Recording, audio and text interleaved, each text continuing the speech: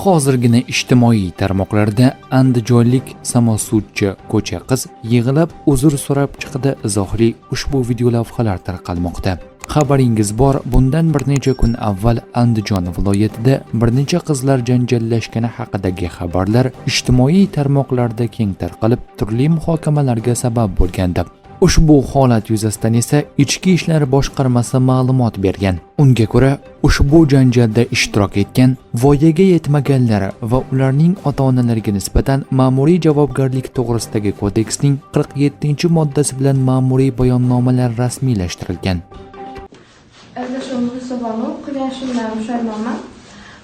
Prямо qilganimni ketib qolgan. U ketib qolganda meni xabarim yo'q edi. Qilgan ishimizdan pushaymonmiz. Qizlar bu xatoda qilmanglar, samosud degan narsaga ishonmanglar. Samosud qilaman, undan qilaman qilmanglar. Hozir biz ishimiz tegishli joylarda. Hozir ishimiz o'sha sud bo'lguncha tegishli joylarda prямо qilib video tarqalib ketib